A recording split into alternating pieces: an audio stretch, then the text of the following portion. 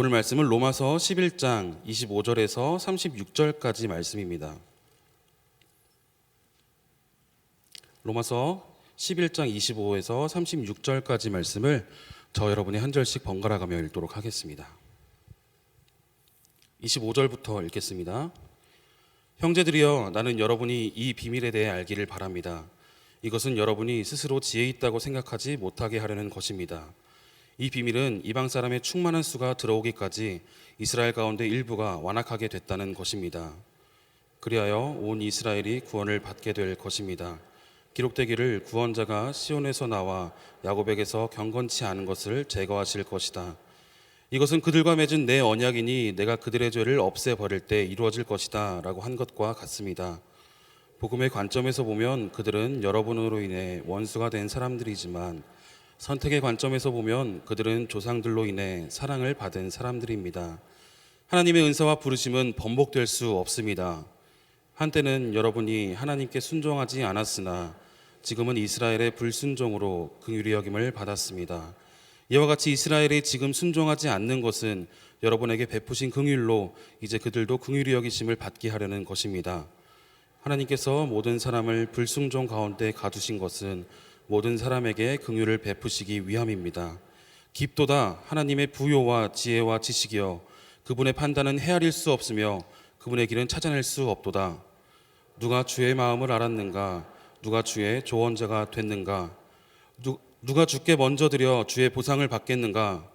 만물이 그분에게서 나오고 그분으로 인해 있고 그분에게로 돌아갑니다. 그분에게 영광이 영원토록 있기를 빕니다. 아멘. 네, 우리 옆 사람 얼굴을 한번 볼까요? 네, 왠지 오늘은 지난 주보다 조금 더 얼굴이 퀭한 것 같기도 하고 피곤이 묻어나는 것 같기도 하고, 제 얼굴도 그럴 것 같은데요. 많은 사람들이 지난 한 주 밤잠을 제대로 자지 못했을 겁니다. 왜? 지금 반대편에서 진행되고 있는 세계 축제라 부를 수 있는 월드컵이 한창이기 때문이죠. 많은 사람들이 한국 경기를 보고서 기대하지 않았지만 16강에 올라서 너무나 기뻐했던 그 새벽이 내 생각이 납니다. 지난 한 주 월드컵 가운데 두 가지 이변이 일어났어요. 첫 번째 이변은 금요일 새벽에 일본이 세계 제1의 축구팀인 스페인을 2대1로 이기고 16강에 진출한 것이고요. 두 번째는 한국이 어제 새벽 포르투갈을 2대1로 이기고 16강에 올라가게 된 것입니다. 동아시아의 작은 국가 두 나라가 16강에 올라갔다. 이건 매우 놀랍고 기쁜 소식이죠.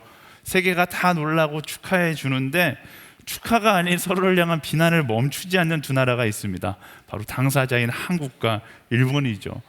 한국과 일본은 내가 올라간 것은 기쁘나 너가 올라간 것은 못마땅하다, 이런 모습, 이런 반응을 보이고 있습니다. 과거의 역사와 여러 가지 정치 경제 관계에서 비롯된 여러 미묘한 감정들이 그다지 좋지 못해서 서로를 축하해 주기보다는 엄청난 경쟁과 질투의 시선으로 서로를 바라보는 것이죠. 한국의 언론은 심판의 편파 판정으로 일본이 16강에 올라갔다라고 이야기하면서 일본의 승리를 폄하하기도 하고, 일본의 언론은 포르투갈은 원래 강자가 아니었다 이야기하면서 한국이 16강 올라간 것에 대해서 그게 뭐 얼마나 대단한 거라고 하면서 어렵지 않은 결과였다라고 이야기합니다. 세계 모든 언론이 우리 두 나라를 축하해 주는데, 이 두 나라만큼은 서로를 축하하기보다 어떻게든 서로를 낮추려고 노력하는 것이죠. 이렇게 한국과 일본은 서로 가깝지만 굉장히 먼 사이가 되어 있습니다. 이런 모습을 보면서 한편으로는 저도 모르게 어려서부터 그런 것들이 교육받아져 왔기 때문에 일본이 떨어졌으면 좋겠다라는 마음을 갖기도 하지만, 또 한편으로는 그리스도인의 마음으로서 언제쯤 이 한국과 일본의 감정의 고리에 메어질 수 있을까라는 기대가, 또 소망과 기도 제목이 나오기도 하더라고요. 참 길이 멀어 보입니다. 그런데 자본주의 경쟁 사회 속에서 우리는 삶 가운데 한국과 일본만 이런 관계를 가지고 살아가는 것이 아니라 우리 자신도 이미 이런 관계 가운데 살아갈 때가 너무나 많죠. 겉으로 보기엔 밝게 인사하면서 잘 지내고 서로 축복하기를 원하지만, 막상 속으로는 욕하고 질투하고 뒤로는 뒷담화와 비난을 아낌없이 하며 살아가는 현대인들의 모습을 볼 수 있습니다. 서로 축하해 주는 것처럼 보이고 박수 쳐 주는 것처럼 보이지만 정작 뒤로는 속담 그대로 이웃이 땅을 사면 배가 아프다, 배가 아픈 채 살아가는 사람들이 너무나 많다라는 것이죠. 문제는 우리 그리스도인들 가운데에도, 이 자리에 앉아 있는 우리 가운데에도 똑같이 이런 마음으로 이웃을 바라보며 살아가는 사람들이 있다라는 것이 문제죠. 하나님께서 이런 관계를 보면서 뭐라고 말씀하실까요? 또 크리스천들은 이런 관계 속에서 어떤 태도를 가지고 살아가야 할까요? 오늘 로마서 말씀 가운데 하나님의 마음과 우리가 가져야 되는 마음, 태도를 볼 수 있습니다.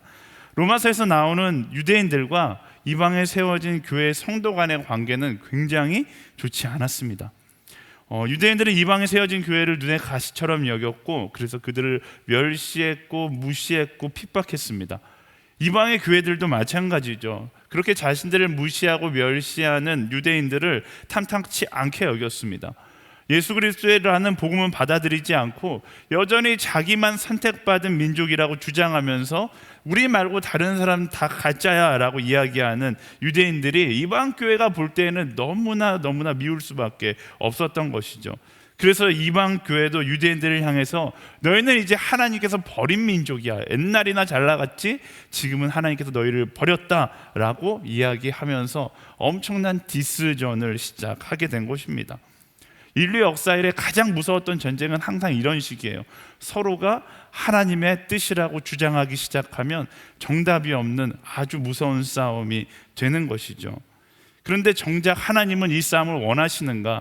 이들의 이 디스전을 원하시는가? 그렇지 않죠. 하나님은 전혀 이런 것을 원하시지 않습니다. 그것을, 그 하나님의 마음을 너무나 정확하게 알고 있었던 사도 바울이 로마의 성도들을 향해서 하나님의 마음, 하나님께서 숨겨놓은 비밀을 이야기하면서 우리가 어떻게 해야 할지, 어떤 마음으로 나아가야 할지를 설명하는 장면이 오늘 말씀입니다. 25절과 26절 말씀 함께 읽어볼까요? 시작. 형제들이여, 나는 여러분이 이 비밀에 대해 알기를 바랍니다. 이것은 여러분이 스스로 지혜 있다고 생각하지 못하게 하려는 것입니다.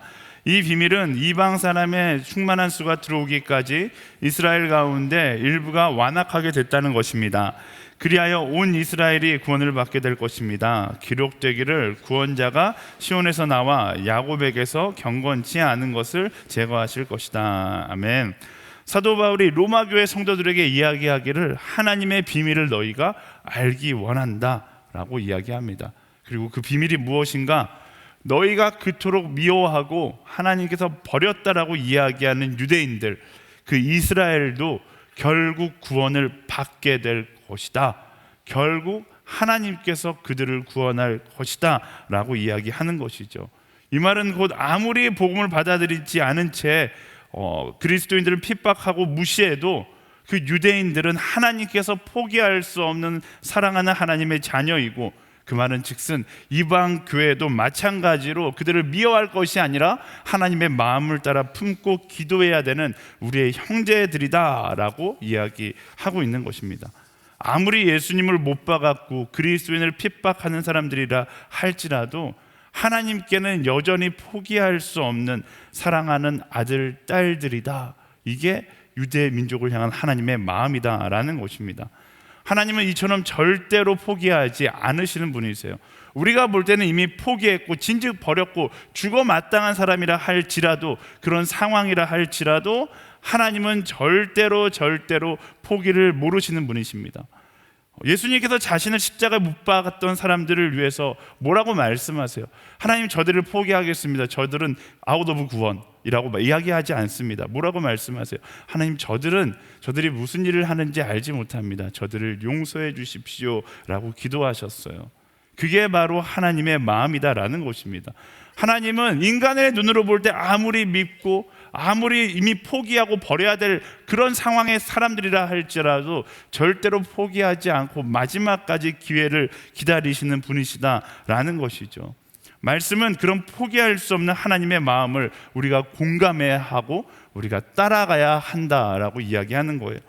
혹시 이 자리에 세상의 외면과 실패로 인해서 세상으로부터 나는 버림받았다라고 생각하시는 분들이 계시다라면 하나님이 그분에게 이렇게 말씀하시는 거예요. 나는 너를 포기하지 않았다. 너는 여전히 나의 사랑하는 아들이고 딸이다라고 말씀하시는 것입니다. 하나님은 여전히 당신을 위하여 일하고 계세요. 세상이 당신을 어떻게 판단하는가, 실패자라고 이야기하는가, 세상의 판단이나 평가와 상관없이 하나님은 당신을 기대하고 계시고 당신이 하나님 품으로 돌아오기를 원하고 계시고 그 안에서 인생의 참된 의미를 발견하기를 원하신다라는 것입니다. 세상이 어떻게 판단하는가는 하나님께 중요하지 않아요. 왜? 하나님은 세상의 판단과 상관없이 여러분 한 사람 한 사람을 최고의 작품으로 만드셨거든요.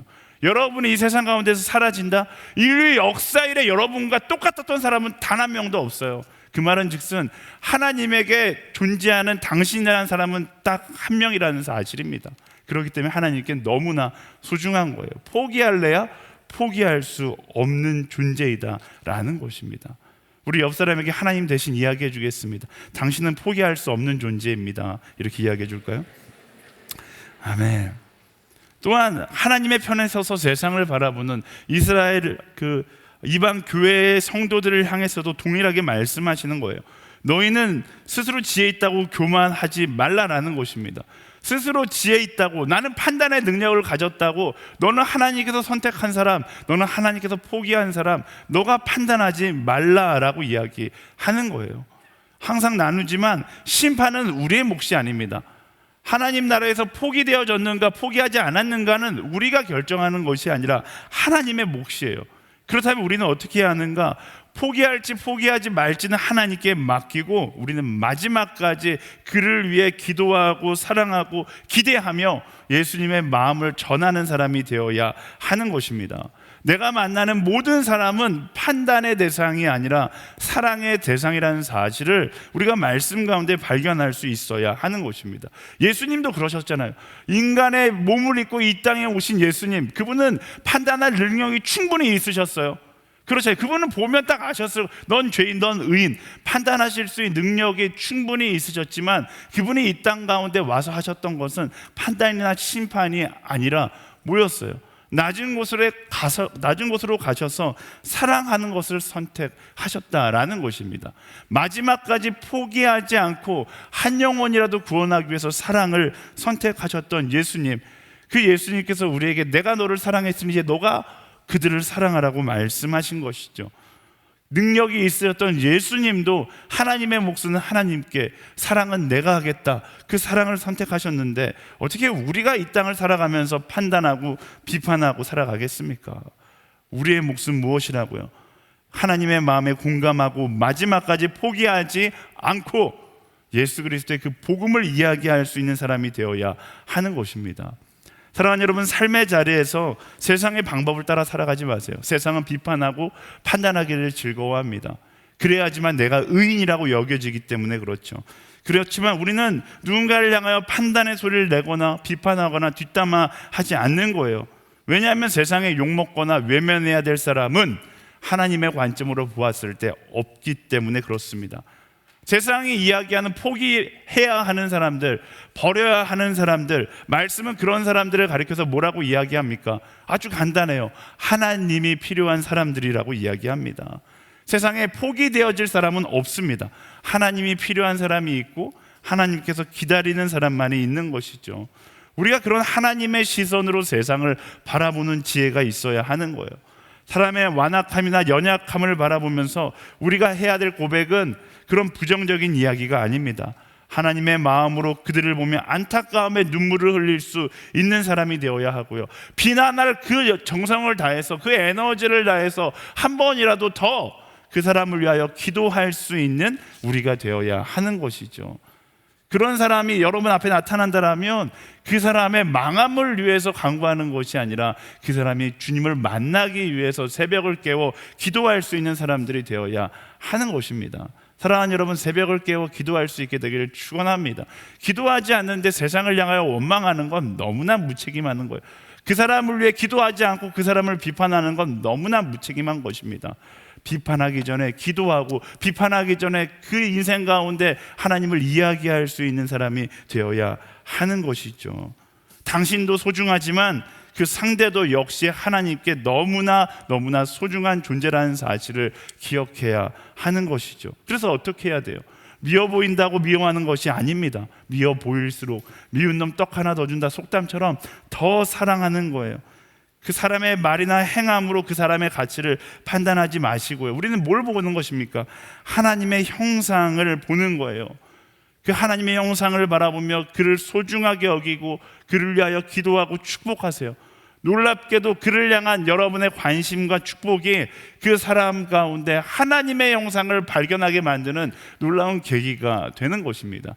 내가 사랑하지 않기 때문에 그 사람이 그런 버림받는 모습으로 살아가는 것이고, 내가 기도하지 않기 때문에 여전히 세상 가운데 완악한 모습으로 살아가고 있다라는 그리스도인들의 거룩한 책임감을 가지고서 기도하고 중보하고 축복할 수 있는 사람이 되어야 하는 것이죠.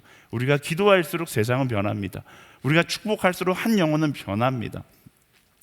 아기를 키우면 이런 하나님의 마음을 더 알 수 있는 것 같아요. 제가 얼마 전에 둘째를 낳아서 이름을 기쁨이라고 지우고서 키우고 있어요. 근데 기쁨이라고 이름을 잘못 지은 것 같아요. 아이가 별로 기뻐하지 않아요. 이렇게 어떻게 아이가 이렇게 악할 수 있을까? 아이를 키우다 보면 사람은 악한 것이 확실합니다. 이기적이어도 어떻게 이렇게 이기적일 수 있을까 할 정도로 아주 이기적이에요. 시도 때도 없이 밥 먹을 거 내놓으라고 웁니다. 뭐 일하지도 않고 먹을 거 달라고 해요. 이기심이 장난 아니에요. 맡겨놓은 것은 하나도 없는데 굉장히 당당하게 요구합니다. 제가 기다려봤어요. 언제까지 우나? 줄 때까지 우는 거예요. 포기하지 않고 계속해서 울고 불고 달라고만 합니다. 그러면 어떻게 합니까? 제가 갖다 버릴까요? 방문에 갖다 놓고서 아무것도 주지 않을까? 그렇지 않아요. 어떻게든 품고 먹이고 보살핍니다. 놀라운 사실은 그렇게 포기하지 않고 사랑하면 어떻게 되는 거예요? 이 아이가 그 사랑을 먹고 자라기 시작하고 성장하면서 하나님을 닮은 하나님의 형상을 가진 아이로 성장하게 되는 것이죠. 이것이 하나님의 사랑의 원리예요. 아이와 마찬가지로 모든 사람은 완성형이 없어요. 모든 사람은 다 미완성입니다. 우리가 보기에 세상 사람은 다 이기적으로 보이죠. 어떻게 보면 세상 사람 너무나 악해 보일 때 있어요. 어떻게 사람이 저렇게 악할 수 있을까라는 생각이 들 때도 있습니다. 근데 그 인생 가운데 무엇이 필요한 것인가? 하나님의 계획하신 그 사랑이 필요한 것이죠. 아이가 부모의 사랑으로 조금씩 완성되어 가듯 세상의 한 영혼 세상이 포기했다고 이야기할 정도로 비참한 인생을 살아가는 한 영혼도 우리의 사랑을 통해서, 우리를 통한 예수 그리스도의 사랑을 통해서 하나님의 형상을 닮아가기, 아니 정확하게 말하면 회복하기 시작하는 것입니다. 이게 사랑의 원리인 거예요. 세상에 완전한 사람은 없습니다. 사랑과 사람이 만나서 그 사랑으로 그 사람이 하나님의 형상을 닮아가는 것, 이게 바로 하나님의 사랑의 원리인 것이죠. 남녀 간의 사랑도 마찬가지예요. 우리는 너무나 완전한 사랑을 만나려고 하잖아요. 근데 이 사랑의 원리를 알면 다르다니까요. 어떻게 되는 거예요? 나의 사랑을 통해서 그 완전함에 가까워질 사람을 만나게 되는 것, 그게 하나님의 사랑의 원리인 것입니다. 세상에 만나는 우리가 모든 사랑의 원리 가운데 이 원리가 적용되는 거예요. 세상에 수많은 사람들도 마찬가지입니다. 하나님은 우리에게 단 한 번도 미워하라고 말씀하지 않으세요. 원망하라고 말씀하지 않으세요. 사랑하라고 말씀하시는 것이죠. 사랑하는 여러분, 이 말씀에 순종하며 나아갈 때 내 앞에 서 있는 그 한 영혼이 하나님의 형상을 닮아가는 것을 발견하게 되는 것이죠. 항상 나누지만 나를 힘들게 하는 사람이 어떤 사람이라고요? 나의 사랑이 가장 필요한 사람이다. 그 하나님의 관점을 가진 우리 모두가 되기를 예수님의 이름으로 축원합니다. 아멘. 우리 옆 사람에게 선포하겠습니다. 사랑할지어다, 이렇게 선포할까요? 아멘. 사도 바울은 이처럼 인간의 시기와 질투의 시선에서 벗어나서 하나님의 마음, 하나님의 관점을 가지고 끊임없이 품고 사랑해야 될 것을 우리에게 권면합니다. 27절부터 29절 말씀 함께 읽어보겠습니다. 27절부터 29절 시작. 이것은 그들과 맺은 내 언약이니 내가 그들의 죄를 없애버릴 때 이루어질 것이다 라고 한 것과 같습니다. 복음의 관점에서 보면 그들은 여러분으로 인해 원수가 된 사람들이지만 선택의 관점에서 보면 그들은 조상들로 인해 사랑을 받은 사람들입니다. 하나님의 은사와 부르심은 번복될 수 없습니다. 아멘. 사도 바울은요, 유대인들을 향해서 우리를 위해 원수가 된 사람들이라고 표현합니다. 조상들로 인해 사랑을 받은 사람들이라고 이야기해요. 그리고 중요한 이야기를 하는데 하나님의 은사와 부르심은 번복될 수 없다라고 이야기하는 것입니다. 그들은 결국 여전히 하나님의 계획 가운데 있는 사람들이라는 것입니다. 하나님은 의미 없이 사람을 만들지 않으셨다라는 거예요. 하나님은 의미 없이 버릴 존재를 창조하시는 분이 아니다라는 것입니다. 이 땅에 살아가고 있다라면 모든 영혼 한 사람 한 사람 전부가 하나님의 목적을 가지고 지음받은 존재이다라는 것입니다. 그럼에도 불구하고 세상 가운데 방황하는 사람들이 있어요. 사도 바울이 그런 인생을 바라보면서 진단 평가가 딱 하나 있습니다. 그 진단의 결과는 무엇인가?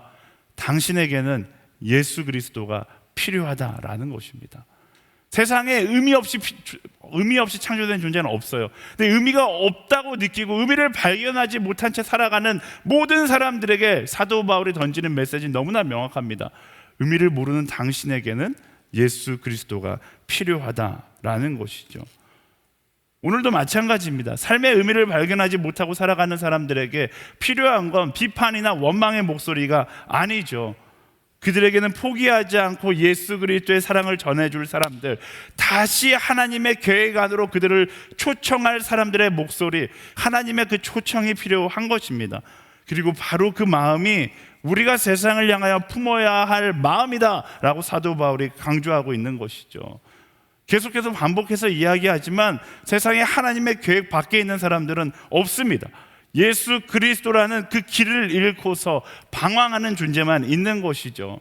방황하는 존재를 향해서 분노하거나 비판하거나 원망의 목소리를 던지는 것이 아니라 그들을 향한 하나님의 마음을 품고 그들에게 다가가서 하나님의 부르심 안으로, 하나님의 계획 안으로 그들을 초청할 수 있는 것, 그게 바로 그리스도인들이 가져야 될 사명이다 라고 말씀이 이야기하고 있는 것입니다. 사랑하는 여러분, 세상에 나면서부터 나쁜 사람은 없습니다. 왜? 하나님은 하나님의 형상대로 사람을 창조하셨기 때문에. 만약 그 사람이 나쁘다고 느낀다면 어떤 거예요? 더욱더 예수 그리스도가 필요한 긴박한 상황 가운데 있다라는 것입니다. 세상을 나가보세요. 예수 그리스도를 만나야 될 응급 환자들이 너무나 많아요. 근데 우리는 그 응급 환자들을 바라보면서 뭐라고 이야기하는 것입니까? 죽어야 마땅한 사람들이라고 이야기하는 거죠. 아니요, 그렇게 말하고 있지 않다고요? 아니, 침묵하고 있다라면 이미 우리는 그렇게 말하고 있는 것과 같은 것이죠. 사랑하는 여러분, 침묵하는 것이 아니라 이야기해 주는 거예요. 당신에게는 예수 그리스도가 너무나 필요합니다. 세상을 살아가면서 너무나 악한 사람들을 많이 만나죠. 우리가 만나는 모든 악한 사람들이 어떤 사람이라고요? 예수 그리스도가 필요한 응급 환자들이라고요. 그들 앞에서 침묵하는 건 그리스도인의 모습이 아닌 것입니다. 말씀은 뭐라고 이야기합니까? 예수 그리스도를 그들에게 전하는 복음의 입술을 가진 자들, 복음을 전달하는 그 발걸음으로 살아가라고 이야기하고 있는 것이죠. 예수 그리스도가 필요해 방황하고 있는 모든 응급 환자들에게 당신에게는 예수님이 필요하다라고 이야기할 수 있는 우리 모두가 되기를 예수님의 이름으로 간절히 축원합니다. 아멘. 여러분의 삶 가운데 이런 이야기 하며 살아갑니까? 지난주도 그렇고 지지난주도 그렇고 여러분들에게 계속해서 이 이야기를 나누는 것 같은데요, 우리의 삶 가운데 영혼들을 향해서 얼마나 많은 영혼들을 향해서 이야기하고 계세요. 정말로 이 세상 악하다, 살기 힘들다, 사회 분석은 너무나 잘하는데 그 사회 가운데 필요한, 그들의 인생 가운데 필요한 예수님에 대한 이야기는 우린 너무나 침묵하며 살아갈 때가 너무나 많습니다. 그리고 기도의 자리에 찾아와서 기가 막히게 나를 위해서는 기도 잘하죠. 나의 기도 가운데 가장 많이 나오는 기도 제목이 뭡니까? 하나님, 나는 당신이 너무나 필요합니다. 나를 위해서는 하나님, 당신이 너무나 필요합니다. 기도 잘해요. 그런데 더 근본적인 이유에 대해서 생각해 보셨어요? 왜 하나님이 필요하다고 우리가 기도하고 있을까요? 세상 가운데 나를 힘들게 하는 한 사람이 있기 때문에, 나를 힘들게 하는 상황이 있기 때문에 하나님, 나는 당신이 필요하다고 기도하는 것이잖아요. 그런데 그 기도보다 더 긴박한 기도가 뭘까요? 나를 힘들게 하는 그 한 사람, 나를 힘들게 하는 그 상황 가운데 무엇이 필요하다고요? 예수 그리스도가 필요하다는 겁니다. 하나님, 당신이 나는 너무나 필요합니다. 이 기도보다 더 근본적인 이 기도는 하나님, 그들에게 예수 그리스도가 너무나 필요합니다. 그 한 사람에겐 예수 그리스도가 너무나 필요합니다. 물론 내 인생 가운데 예수님이 필요하다고 기도하는 것 중요하죠. 하지만 정말 누군가에게 너무나 긴급하게 예수 그리스도가 필요하다라는 그 사실을 인식하지 않고 침묵하고 전하지 않는다라면 우리는 평생 이 자리에서 하나님, 나는 하나님이 필요합니다, 끊임없이 나를 위한 기도만 하다 멈출 수밖에 없는 그런 존재가 되는 거예요. 말씀은 뭐라고 이야기합니까? 이제는 그 하나님의 긍휼을 내게 머무르게 하는 것이 아니라 흘려보내서 사람들의 마음 가운데 하나님의 긍휼을 전달할 수 있는 사람이 되어야 한다라는 것을 이야기하고 있는 것입니다. 30절부터 32절까지 말씀 읽어볼까요? 시작. 한때는 여러분이 하나님께 순종하지 않았으나 지금은 이스라엘의 불순종으로 긍휼의 여김을 받았습니다. 이와 같이 이스라엘이 지금 순종하지 않는 것은 여러분에게 베푸신 긍휼로 이제 그들도 긍휼히 여기심을 받게 하려는 것입니다. 하나님께서 모든 사람을 불순종 가운데 가두신 것은 모든 사람에게 긍휼을 베푸시기 위함입니다. 아멘. 사도 바울이 이야기해요. 너희도 한때 순종하지 않았다. 너희는 한때 예수님을 알지도 못했어. 그러나 이스라엘의 불순종으로 인하여 너희가 긍휼함을 받았다. 이 로마서 말씀 가운데 가장 이해가 되지 않는 부분 중에 하나거든요. 이스라엘이 불순종했는데 왜 이방 교회가 복음을 받았다고 이야기하는가? 이게 도대체 무슨 말인가? 이스라엘 내 유대인들이 그리스도인들을 엄청나게 핍박했잖아요. 그러자 이스라엘 가운데 어떤 일들이 일어나기 시작합니까? 그 핍박을 피해서 그리스도인들이 곳곳으로, 열방 곳곳으로 흩어지기 시작합니다. 그들을 일으켜서 이제 그들을 말해서 디아스포라라고 이야기하는데, 이런 디아스포라들이 이방 땅에 가서 교회에 복음을 전했고 그들이 가는 곳곳마다 교회가 시작되었다라는 거예요. 이스라엘의 완악함으로 인하여서 그것을 피해 도망친 사람들이 가는 곳곳마다 복음을 전했고 그로 인하여 이방 교회에 복음이 전해졌다. 그 복음의 역사를 이야기하고 있는 것입니다. 사도 바울이 여기서 이야기하고 강조하는 것은 결국 너희도 누군가에게 복음을 전달받은 사람이라는 사실을 기억하라라는 것입니다. 하나님의 긍휼하심이 누군가를 통해서 너희를 향해 흘러왔고, 그렇다면 이제 뭐 하라는 거예요? 그 긍휼함을 흘려보낼 수 있는 사람이 되어야 한다라는 거예요. 그게 참된 교회의 모습이다 라고 이야기하는 것입니다. 유대인들을 향해서 원망하는 것이 아니라 누군가에게 그 하나님의 긍휼하심을 받았다라면 이제 그 긍휼하심을 다시 전달할 수 있는 사람이 되는 것, 그게 교회의 사명이다라는 것이죠. 그리고 그것이 바로 그리스도인을 향한 하나님의 계획인 것입니다. 그래서 사도 바울이 끊임없이 로마의 성도들에게 부탁하는 것이 무엇입니까? 유대인들도 너희가 보기엔 하나님이 버려야 마땅한 민족일지 모르지만 결국 예수 그리스도의 사랑이 필요한 사람들이기 때문에 그들을 원망하거나 그들을 비판하는 것이 아니라 그들을 사랑해달라고 이야기하는 거예요.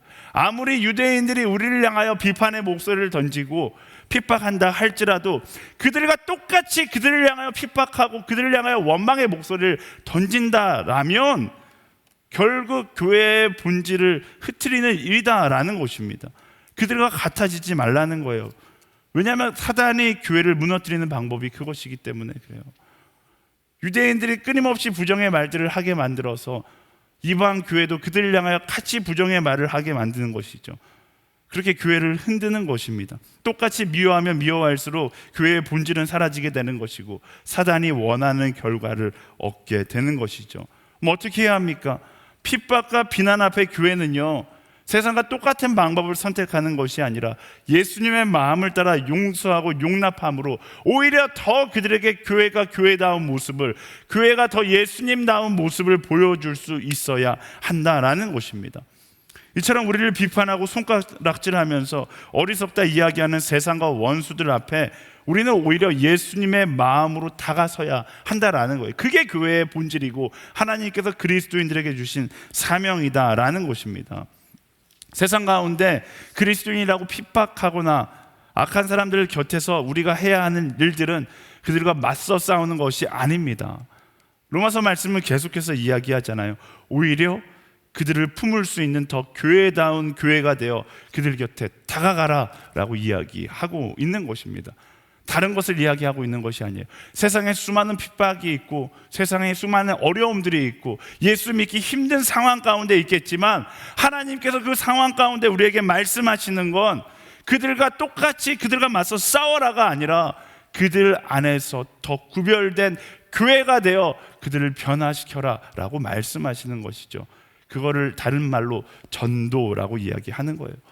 사랑하는 여러분, 전도하는 그리스도인들이 되기를 예수님의 이름으로 축원합니다. 계속해서 반복해서 이야기하지만 그리스도인에게 사명이 있다면 사랑과 복음을 전하는 거예요. 이 두 가지를 하고 있지 않다면 나는 오늘 그리스도인으로 잘 살아가고 있는가 뒤돌아볼 수 있어야 하는 것이죠. 여러분들에게 추천하고 싶어서 책 한 권을 갖고 나왔어요. 탈기독교 시대 전도라는 책입니다. 팀 켈러 목사님이 쓰셨는데 제가 팀 켈러 목사님 책을 굉장히 어려워하는, 왜 작가와 안 맞는 사람이 있잖아요. 저랑 잘 안 맞는 사람이 팀 켈러 목사님인데 이 책을 보고 읽는 순간 커피숍에서 읽었는데 다 읽었어요. 너무나 좋은 책이고 이 시대 청년들이 꼭 읽어야 되는 책인 것 같아서 제가 모든 리더십들에게 지난 목요일 날 선물로 다 사드렸습니다. 여러분들 가운데 이 책을 읽기 원하시는 분들은 여러분 리더십한테 빌려달라고 하면 빌려서 볼 수 있고요. 아니면 서점에 가셔서 SNS에서 왔습니다 하면 할인된 가격으로 오늘 판매해 주기로 약속했어요.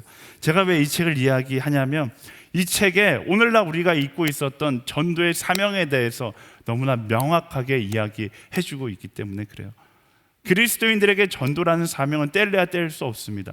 좋은 소식을 갖고서 치료제를 갖고서 죽어가는 사람들을 바라보는데 어떻게 우리가 이야기하지 않을 수 있습니까? 참된 믿음의 사람이라면 그 복음을 이야기하자고 견딜 수 없는 사람이 되어야 하는 것입니다.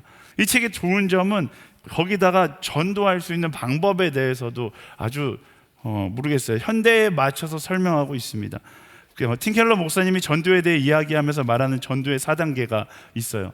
그 첫 번째 단계가 바로 사도 바울이 이야기하는 주목의 단계입니다. 세상과 똑같이 살아가라는 것이 아닙니다. 세상의 흐름에 맞춰서 세상이 원하는 모습으로 살아가라는 것이 아니에요.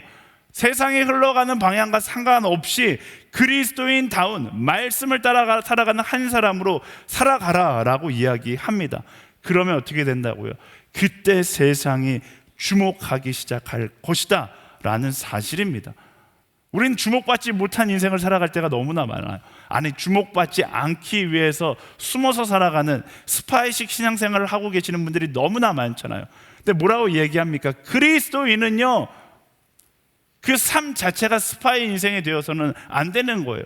숨을래야 숨을 수 없는 인생이 돼야 되고, 우리는 SNS잖아요. 빛이에요. 빛은 어둠 가운데 절대로 숨을 수 없는 존재라는 사실을 기억해야 합니다. 말씀을 따라 세상 가운데 살아가면 우리는 세상 가운데 온전히 구별된 인생이 될 수밖에 없는 것입니다. 그리고 온전히 구별된 인생이 될 때 주목하는 인생이 될 것이다 라는 것이죠. 그리고 2단계가 매력의 단계예요. 우리가 주목받기 시작하면 처음엔 사람들이 우리를 조롱할 수 있겠죠. 우리를 어리석다 이야기할 수 있을 겁니다. 하지만 그 주목 가운데 우리가 보여줄 수 있는 말씀을 따라 살아가는 삶의 모습은 매력적일 수밖에 없다라는 것입니다. 세상은 불법과 타협하며 살아가지만 말씀을 따라 타협하지 않고 진리의 편에 서 있다라면 우리는 세상의 눈치를 보지 않는 매력을 가질 수밖에 없는 것이고요. 모두가 자기가 가진 스펙을 자랑하는데 급급하는데 우리는 우리가 가진 능력으로 사랑하는 인생을 살아가면 자랑하는데 급급한 인생은 사랑하는 인생을 부러워하고 매력을 느낄 수밖에 없다라는 것입니다. 모든 세상의 조건을 가지고 사랑하지만 조건이 아닌 존재를 바라보며 사랑하는 그리스도인들의 모습은 세상 가운데 매력적일 수밖에 없다라는 거예요. 사랑하는 여러분, 얼마나 여러분의 자리에서 매력적인 삶을 살아가고 계십니까? 말씀은 이야기합니다. 초대교회가 가장 강력한 전도의 능력을 가질 수 있었던 이유가 바로 이 2단계에 있어요. 주목의 단계, 매력의 단계. 구별된 삶을 살아갔기 때문에 사람들은 그들을 바라보며 처음엔 호기심을 가졌지만 나중엔 나도 함께하고 싶다 하고 동참하기 시작했다라는 것을 보아야 합니다. 이 시대 가운데 전도가 되지 않는다고요. 어쩌면 우리가 구별된 삶을 선택하지 않고 우리 역시 세상을 따라 살아가는 반쪽짜리 그리스도인의 모습을 살아가고 있기 때문에 전도가 되지 않는 시대가 된 것일 수 있다라는 것입니다. 오늘 말씀을 보면 사도 바울이 이야기하는 구별된 모습도 마찬가지입니다. 로마 교회가 유대인을 향해 분노하고 질투하고 원망한다라면 유대인들과 같은 모습으로 살아가겠다는 것, 구별된 모습이 아니라 유대인들과 똑같은 모습으로 살아가면서 복음을 이야기하는 그리스도인의 모습으로 살았다, 이야기할 수 없다라는 것입니다. 그러면 그럴수록 어떻게 해야 하는 거예요? 상대가 복음을 들어야 할 대상임을 인정하고 구별된 그리스도인의 삶을 선택하라고 이야기하고 있는 것이죠. 같이 맞서서 욕하고 원망하는 것이 아니라 오히려 그들 옆에서 더 기도하고 사랑하고 응원하는 교회가 되어 달라라고 사도 바울이 이야기하고 있는 것입니다. 우리의 삶에도 마찬가지예요. 우리가 그리스도인의 신앙을 가지고 세상 가운데 나가면 세상은 우리를 원망할 겁니다. 그렇다고 우리도 세상에 맞서서 원망하라는 것이 아니죠. 우리의 답은 언제나 무엇일까요? 그들은 응급 환자라니까요. 예수 그리스도가 가장 필요한 사람들. 우리의 답은 원망이 아니라 사랑이고 격려고 기도입니다. 오늘 말씀에서 이야기하고 있는 것처럼 오히려 그들 옆에 가서 더욱더 그리스도인답게 살아가는 한 사람이 되어야 하는 것입니다. 나의 삶으로 구별된 그리스도인의 삶을 보여주고 그 삶이 얼마나 의미 있는 삶인지, 그 삶이 얼마나 세상이 줄 수 없는 행복을 누리는 삶인지 보여줄 때 비로소 복음이 세상을 향해 흘러가게 된다라고 이야기하고 있는 것이죠. 사랑하는 여러분, 복음 전도가 어려워졌다는 것이 무엇을 의미합니까? 그저 세상이 악해졌다라고 이야기하기 이전에 그리스도인답게 살아가는 사람이 적어졌다는 것을 의미하는 것이죠. 우리는 그 경고를 인식할 수 있어야 합니다. 교회 이미지가 좋지 않아졌다. 이것이 무엇을 의미합니까? 목사가 잘못해서? 교회가 너무나 큰 죄를 저질러서? 여러 가지 이유가 있겠죠. 하지만 가장 중요한 본질적인 이유는 그리스도인들이 삶의 자리에서 예수님처럼 구별된 삶의 모습을 보여주지 못하고 있다는 결과겠죠. 그렇다면 우리가 어떤 삶을 살아가야 하는지, 교회가 세상으로부터 비판받고 교회가 세상으로부터 비난받는 이 시대 가운데 우리가 어떤 삶을 살아가야 할지 너무나 명확하지 않습니까? 더 그리스도인다운 삶, 세상과 구별되어 거룩을 선택하고 예수님께서 걸어가셨던 그 사랑의 길을 선택하는 교회가 되어야 하는 것입니다. 진리는요, 어둠 속에 빛나게 되어 있습니다. 복음 전도가 어려워진 시대가 아니라 우리가 더 그리스도인답게 살아가야 하는 시대가 된 거예요. 세상이 평가하는 교회를 우리가 똑같이 받아들이지 않아야 합니다. 이 시대는요, 교회가 더 교회다워져야 하는 시대가 된 것입니다. 빛은 더 빛을 내는 시대가 되어야 하는 것이고요, 세상을 향하여 침묵해야 되는 것이 아니라 복음을 전해야 될 시대가 되는 것입니다. 이제는 세상의 눈이 아닌 하나님의 긍휼의 시선으로 세상을 보십시오. 그러면 세상 가운데 예수님이 필요한 사람들이 보이기 시작할 거예요.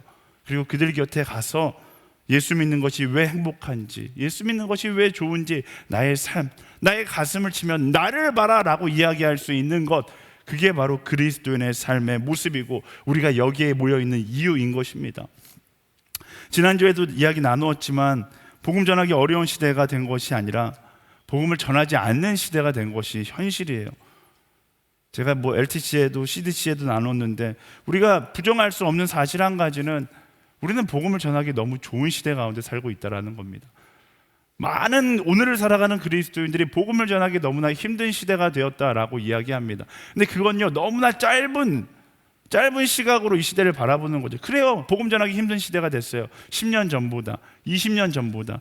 20년 전에 제가 어릴 때만 해도 동네에 놀고 있는 아이들의 손을 붙잡고 교회에 가면 다 따라왔거든요. 부모님들이 다 저에게 와서, 야 성민아, 너는 너무나 착한 아이야, 고마워, 이렇게 이야기했어요. 근데 지금은 그러면 신고당하죠. 고발당해요. 지금은 누군가에게 교회 가자 이야기하면 어리석은 사람이라고 사람들이 놀립니다. 그렇다고 해서 복음 전하기 어려운 시대가 되었을까요?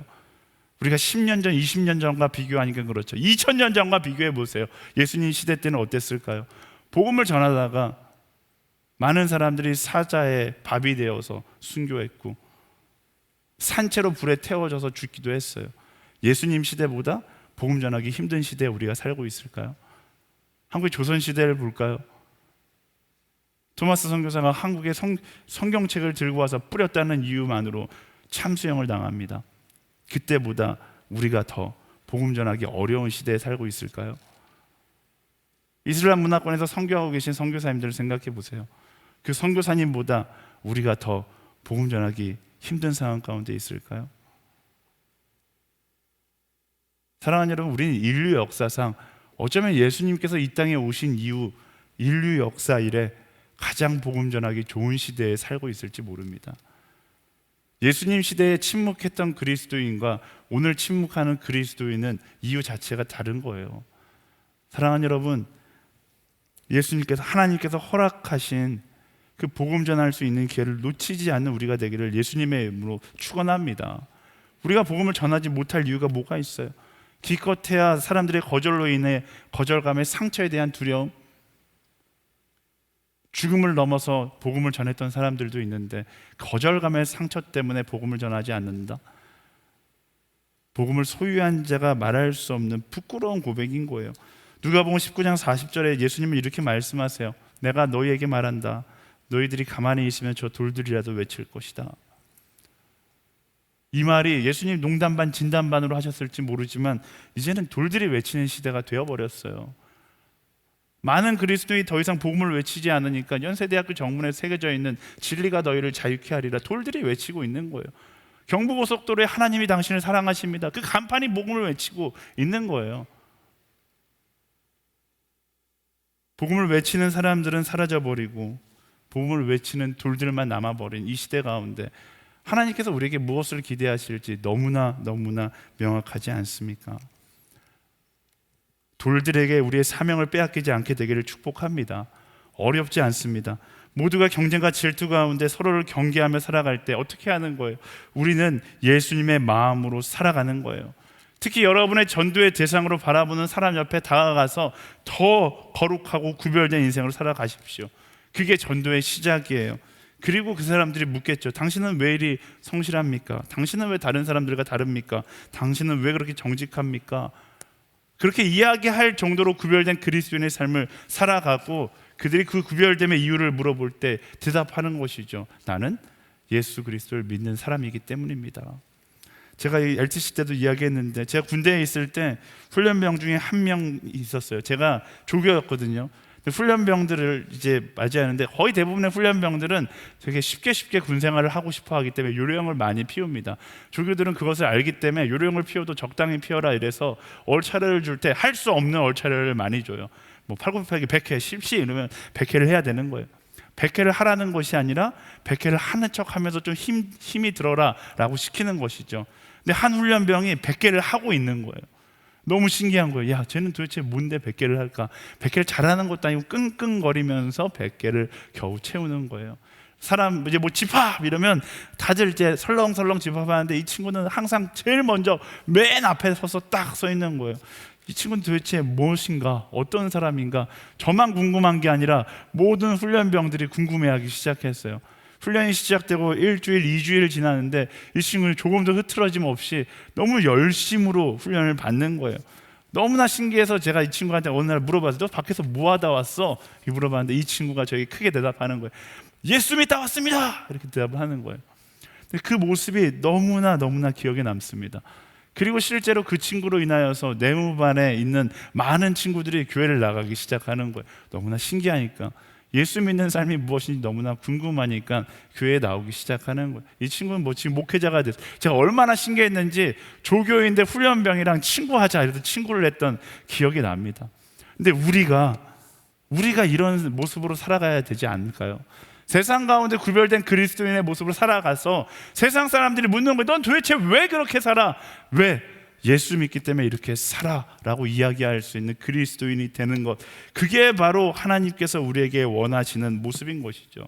사랑하는 여러분, 저는 우리의 삶 가운데 이 고백이 넘쳐날 수 있게 되기를 소망합니다. 세상이 우리의 삶을 바라보면서 너무나 신기해하고 너는 어떻게 세상 가운데 그렇게 젖어들지 않고 그렇게 살아가니 물었을 때 나는 예수 믿는 사람입니다 라고 이야기하고, 더 나아가서 그들의 인생 가운데 당신의 인생은 예수 그리스도가 필요합니다 이야기할 수 있는 인생이 되는 것, 그게 바로 그리스도인의 삶이고 그리스도인의 고백인 것이죠. 예수님이 필요한 사람들에게 예수님의 이야기를 할 수 있는 그런 우리가 되기를 간절히 소망합니다. 사랑하는 여러분, 침묵하지 마세요. 삶 가운데 스파이처럼 신앙생활하지 마세요. 내 삶 가운데 그리스도인임을 당당하게 선포하고 말씀이 이끄는 그리스도인의 삶을 살아감으로 세상 사람들이 보고 다르다라는 걸 경험하게 만드는 것, 그리고 그들에게 나는 예수 믿는 사람이라고 당당하게 선포하는 것, 그게 바로 전도인 것입니다. 말씀을 기억하세요. 우리가 전하지 않으면 돌들이 외친다니까요. 더 이상 침묵하는 그리스도인이 아니라 세상을 향하여 그리스도의 사랑을 이야기할 수 있는 우리 모두가 되기를 예수님의 이름으로 축원합니다. SNS 12월 동안 우리는 전하는 사람들, 다이렉트 메시지라는 타이틀을 가지고 함께 예배할 것입니다. 이 12월 동안에 여러분들, 내가 복음을 전할 사람을 생각하고요, 그에게 다가가서 뭐라고요? 옆에 가서 더 구별된 그리스도인의 삶을 살아가는 거예요. 그리고 기회가 있을 때 그리스도의 복음을 전하는 사람이 되기를 축복합니다. 이게 12월만 하는 것이 아니라 그리스도인의 삶 가운데 매일의 고백이 될 수 있어야 하는 것입니다.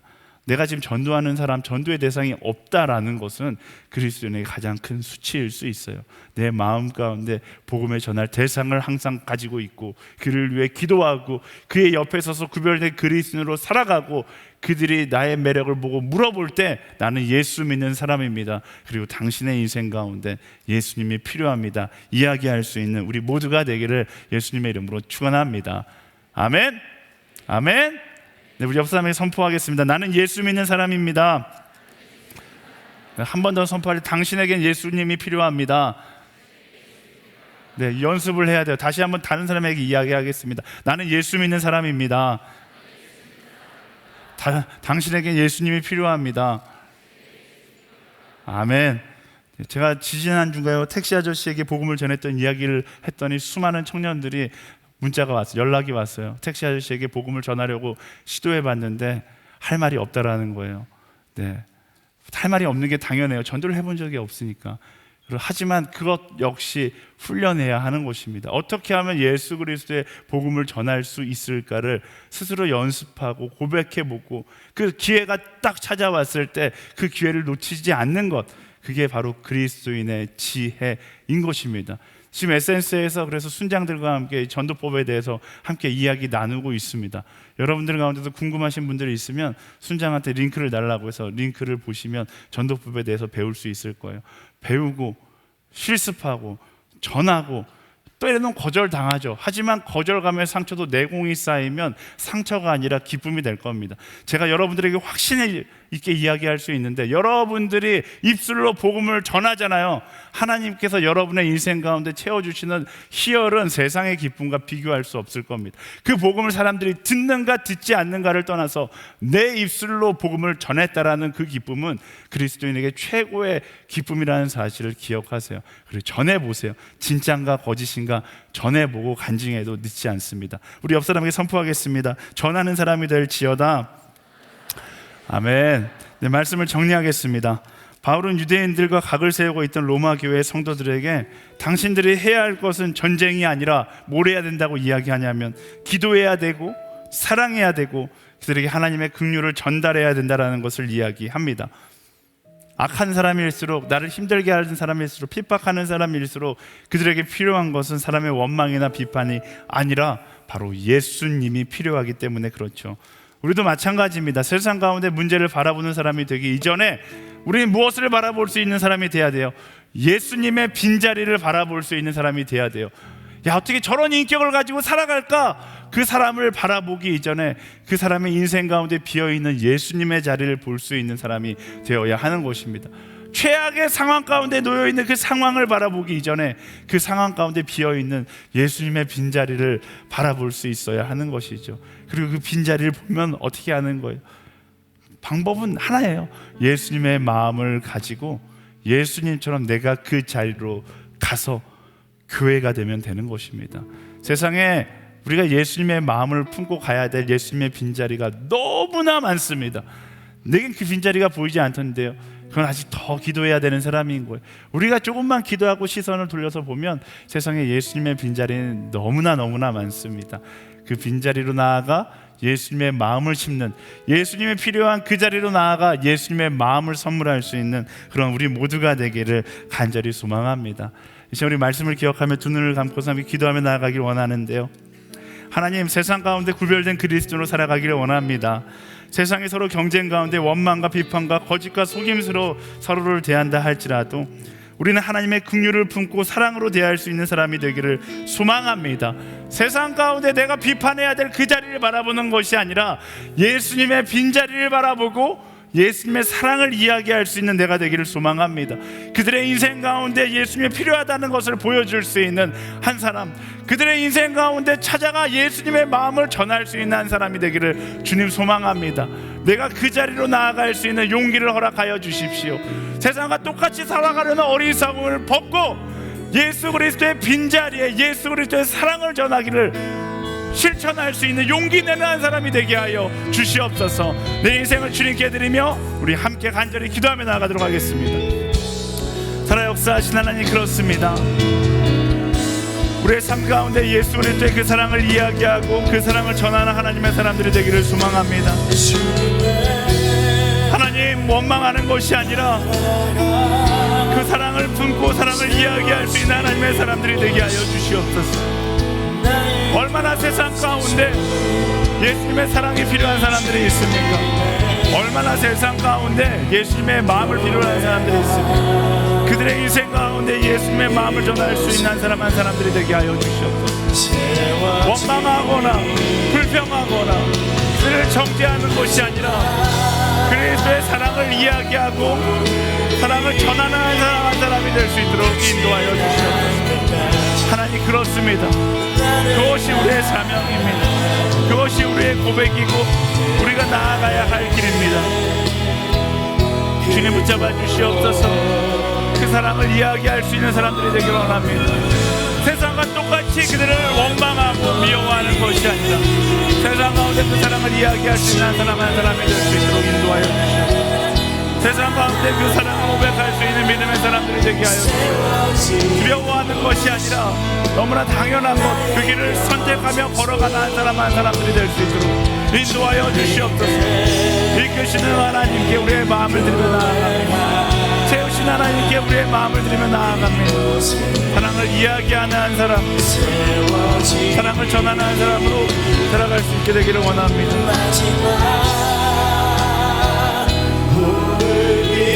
똑같이 살아가는 것이 아니라 이 시대 가운데 하나님의 마음을 품고 하나님의 사랑을 이야기할 수 있는 사람들이 되게 하여 주시옵소서. 원망하고 세상과 똑같이 그들에게 대하는 것이 아니라 그 사랑을 이야기할 수 있는 하나님의 사람들이 될 수 있게 되기를 소망합니다. 주님, 붙잡아 주시옵소서.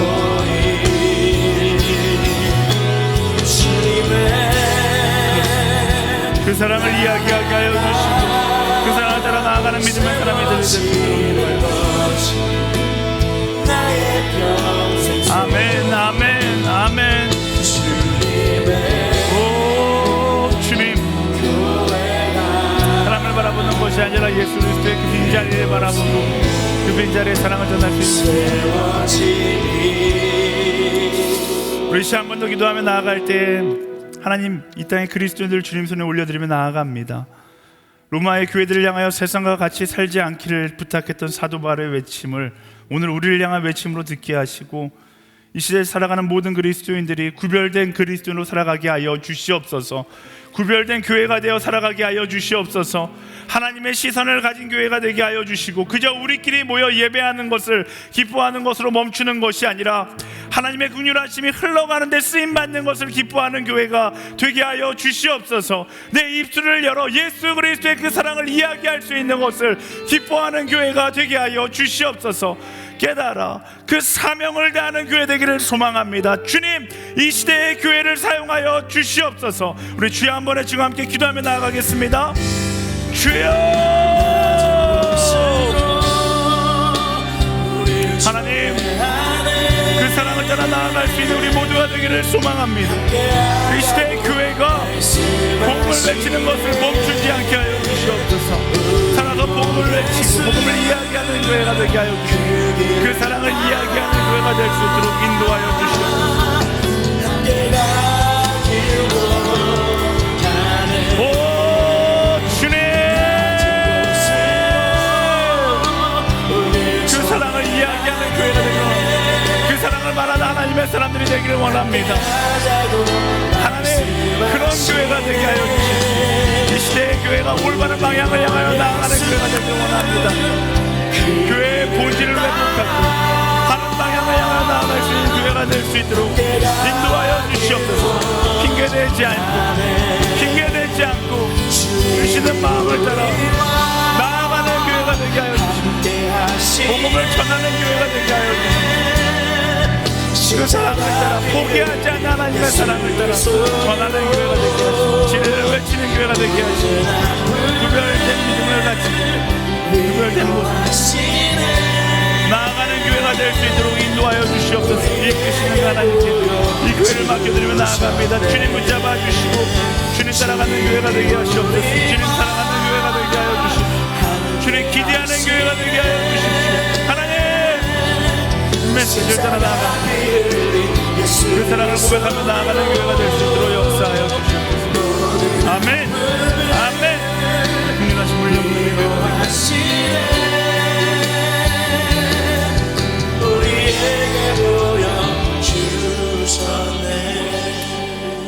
사랑하는 주님, 어두운 시대 가운데 우리를 구별된 그리스도인으로 구별된 교회로 세워주셔서 감사합니다.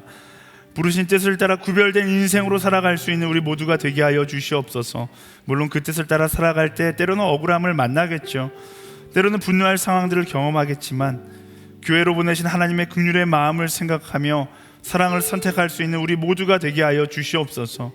세상의 수많은 사람들의 인생 가운데 예수님이 필요하다는 것을 삶으로 또 말로 전할 수 있는 우리 모두가 되게 하시고 그로 인해 하나님의 사랑하는 자녀들이 예수님을 만나게 되는 것을 가장 기뻐하는 우리 모두가 되게 하여 주시옵소서. 그런 교회, 그런 그리스도인으로 살아가게 되기를 소망합니다. 그 길을 걸으며 가장 행복한 미소를 간직하는 그런 그리스도인으로 살아가게 하여 주시옵소서. 그렇게 일하실 하나님께 모든 것을 맡기며 살아계신 예수 그리스도의 이름으로 기도드립니다. 아멘. 우리 기도 가운데 함께 하신 하나님께 우리 감사의 영광을 받습니다.